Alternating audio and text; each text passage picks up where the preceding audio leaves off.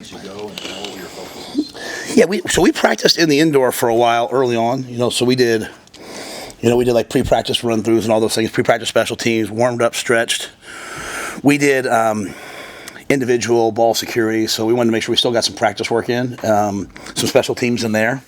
Then we did like a live, little bit of live stuff in there. Then we went out to the stadium, and we got about, I think, 90 plays. Our goal was to get 3 groups, all at least 30 plays live. So, we were probably somewhere around there. Might have gotten 32 for one group of 29, which keeps track as we go. And so we did everything from open field to red zone to low red zone to goal line to 2-point plays to end of game, needing a yard. We kicked live field goals, had a couple punts. So we got pretty overall general work. You can tell it's early on. We've been doing so much teaching, 7-on-7, 9-on-7, team run, team pass, those types of generic scripted things. But I thought it was really good. Pleased, came out of it healthy, and a lot of guys got work. Look forward to watching the tape. Not just from today, just where's your impression of how the team's pass rush is looking right now? That's a great question. I'm looking forward to watching this. I mean, we have some guys I know can rush. I think we have some really athletic guys. I think we're also pass protecting at a really high level, which is really good. So I wouldn't say we're absolutely dominant, like destroying them defensively. I think we're kind of having like an iron sharpens iron type of back and forth. But I like where the D-line is. I think Phil's doing a great job with those edge guys. Terry's doing a great job with the other guys, and they're working together. And I see like kind of a comprehensive rush plan starting to come together. What's this spring been just for the coaching staff coming together and just have you seen maybe the structure of the staff as it is now make a difference just as you've gone through spring? Yeah, I mean, I think every year you enter with a new team, a new coaching staff probably, even if the coaches are coming back, they're all different, right? So I think they're all making an impact. They're all providing a lot of input, all doing a nice job. We have a bunch of guys who work really hard. So I've been really pleased. Like I said, I think last week they've the strain on me is less because they handle their business, and that's not to say that I'm just saying in general, like those guys there's a bunch of really, really professional guys who, I think I had to walk into the defense yesterday and be like, hey guys, like enough, get out of here. Go. We have a lot of recruits in on Friday. That's different, but they were getting really prepared for today. So I really like the staff, really like the job they're doing. They're teaching, coaching, and you see guys getting better.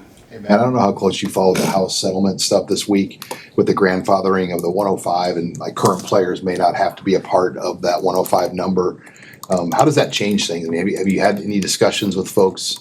Because obviously you might have 20 plus players that you have to have hard conversations with, but could that change things moving forward? And have you had any talks? I'm getting my information for the most part. Kind of where you guys get information. Like I'm following Ross Dellinger basically every day. So it's kind of like when you guys asked me about this, the Colorado-Syracuse spring game. I was like, I'll wait and see what happens. It's kind of like that, right?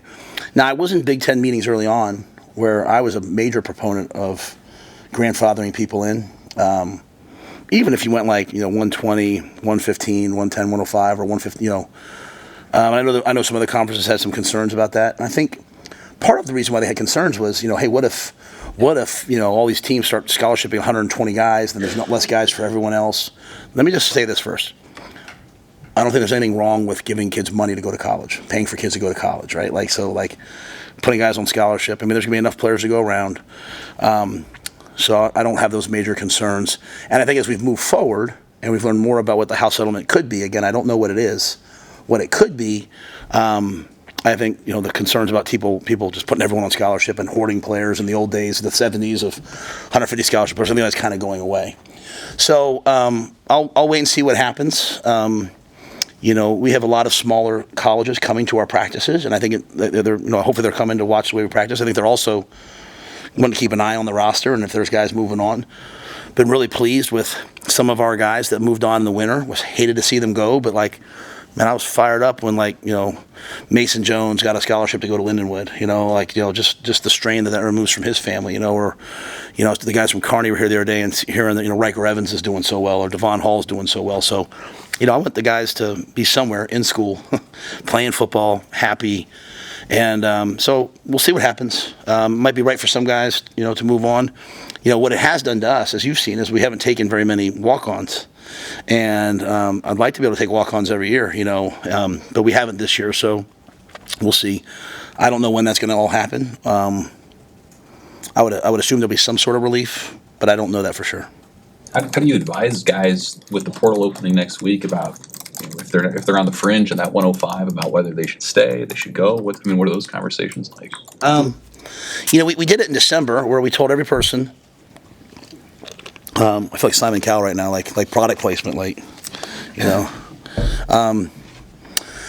told everybody in December because that's when I thought it was fair. Like, hey, if we did the 105 right now, you would be in the 105. You would be out of the 105. You would be competing for the 105. So we tried to do that to be fair. We have some guys who said, like, I don't care, Coach, I'm a Husker. I'm here until you guys tell me I can't be here. And that pulls at your heart a little bit, right? Some other guys are like, thanks for letting me know. So we've tried to be transparent since day one. And every time I said something, I do PowerPoints in meetings about rev share, like the Monday after Iowa, here's what rev share means, here's what this means. It all says pending the House settlement. And, so all of this is, not guaranteed. So we'll have conversations with each person all the time about their situation, right? And, I think players sometimes make a mistake going into the portal looking for an improved situation. Unless, if you're not going to play somewhere and they tell you, hey, you're not going to play somewhere, or certainly if you're not going to be in the 105, then absolutely you should find something. So we'll do the best that we can. If it doesn't come out by Wednesday, we'll probably have to say, hey, if we did it today, you would not be in the 105, right? So, and I'm hoping that when they do the 105, they finally finalize the 105, they'll give those kids who aren't in it maybe some other sort of relief. But I don't know. So sometimes I'm reading to see what, the Twitter says to figure it all out because that's where I get a lot. Now, Troy does an amazing job, and but it's still not done, not concrete. Getting back to today a little bit, is there anything in that scrimmage that clicked that you really liked? I liked a lot of it. It's really hard to watch a scrimmage in a 90,000 seat stadium with no one in it. And now it used to be like you could hear the cracking of the pads. Now we wear the Guardian caps, so you hear like this over and over again. So just sometimes you're like, man, do we even want to hit anybody? And then all of a sudden you watch the tape and you're like, oh, that was violent. So I've learned to adjust that. I thought early on with the offense they had a lot of procedural penalties and some things like that early, and then they kind of regrouped and then had some really nice things. I thought early on defensively we were overrunning some tackles. We weren't tracking the near hip, and Heinrich caught a ball down the left sideline, made a guy miss and went for another 20 yards. And then they started to tackle better. I think the biggest thing is we look like a really physical team. We're blocking, we're tackling, we don't look soft. And while there might be a drop-off sometimes as you get down the line, there's not really a drop-off to me when I'm just watching it out there between so-and-so and so-and-so, if that makes sense. There's a lot of guys you can put out there.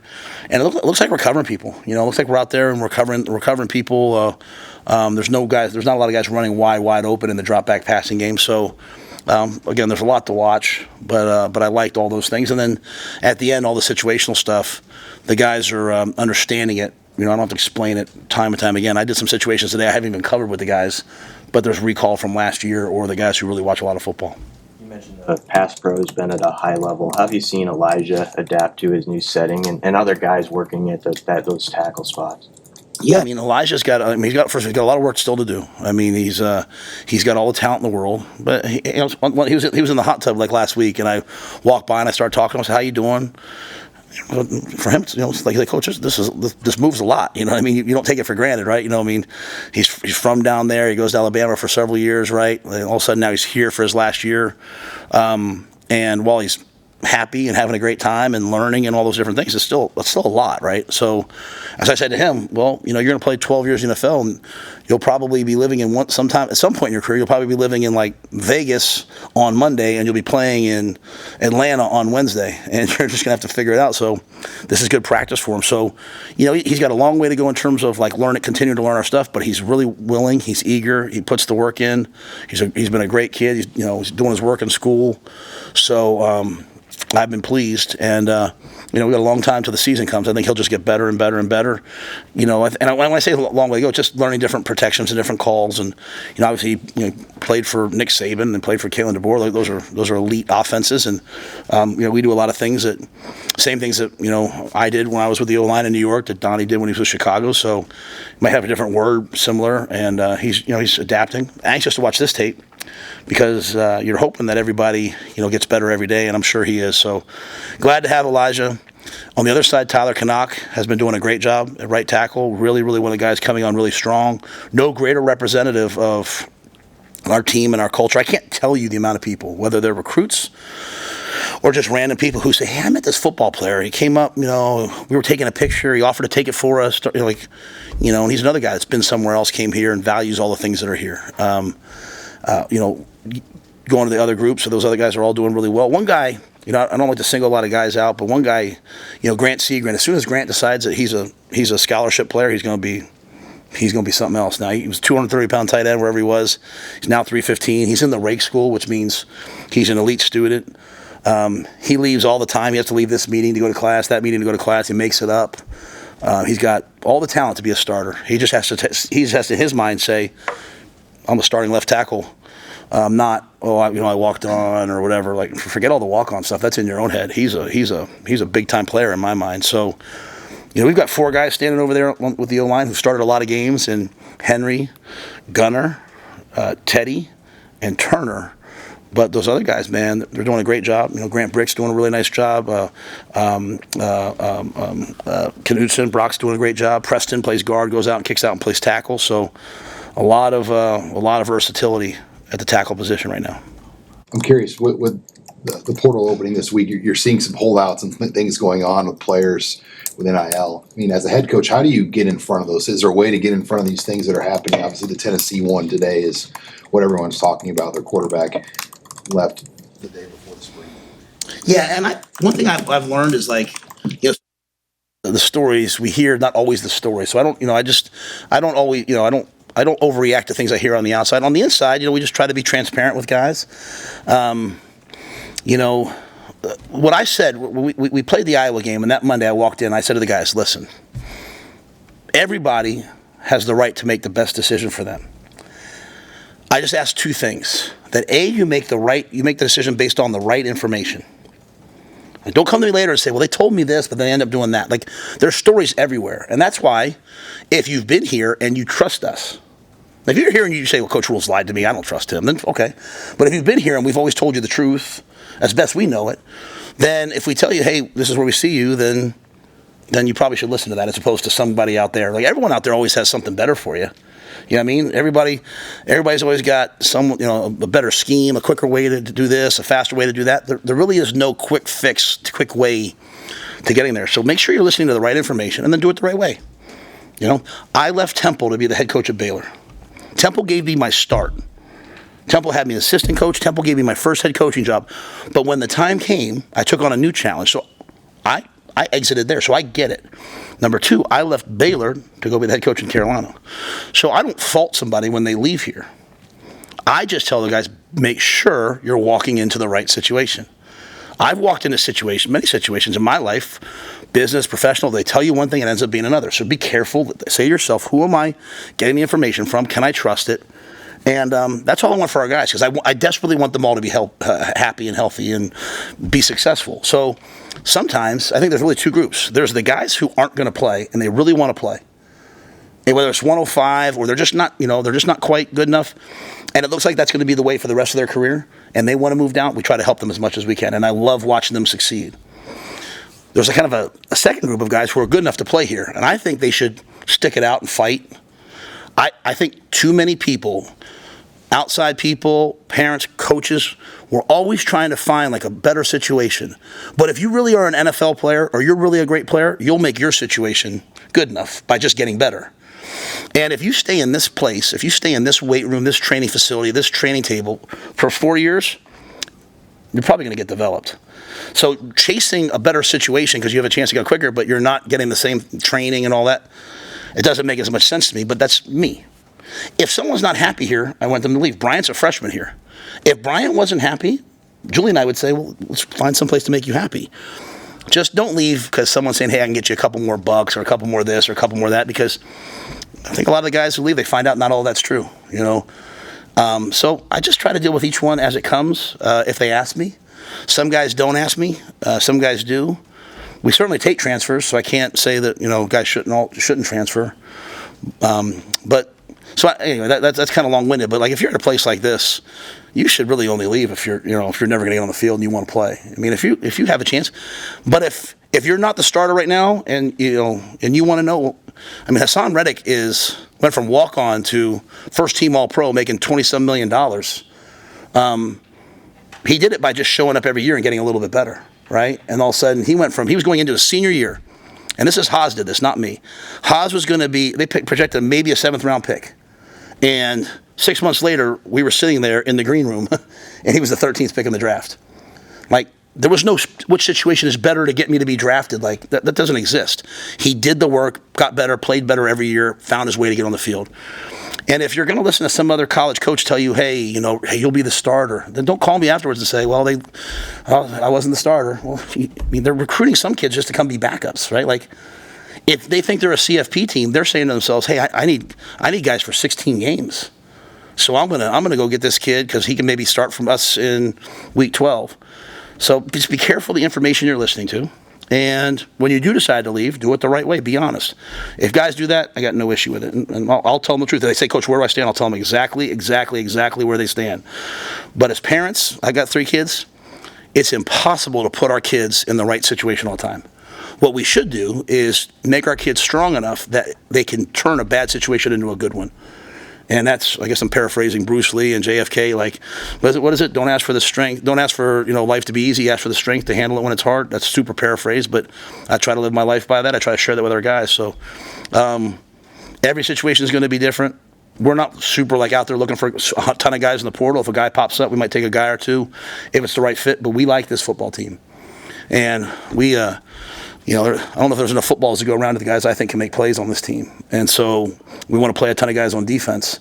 So I'm not sitting here chasing anybody except someone who can be a difference maker if they showed up. Can you tell at this point how close the gap is? You mentioned wanting to play a lot of guys on defense, like those guys who are in their 2nd and 3rd year, how close they're getting to guys who are veterans and pushing them at this point. Is that? Yeah, we can start 6 different guys at corner right now. We can start 4 or 5 different guys at safeties. So, one of them might say, well, if I'm not the starter, I'm going in the portal. So that might change in the next week or so. But for the most part, great players love competition. We're going to play some dime. We're going to play some, like we talked about advancing the 3rd down stuff. We're not going to just sit there in the 3-3 and, we're gonna put 5 corners on the field at times, 5 safeties. I mean, I want different groupings out there. I want a ton of guys playing. I want to play more than I want to make it to the college football playoff. I want to play 15, 16 games a year, and you need a lot of guys to do that. Most importantly, I want the guys in our program to be getting bigger, faster, stronger, mastering their mindset, mastering their lives. And so, we're going to continue to develop those guys. So I think we have a ton of guys here that can play. The depth in the secondary, I think, is really, really, really strong. Anything else? I don't know if this is my phone.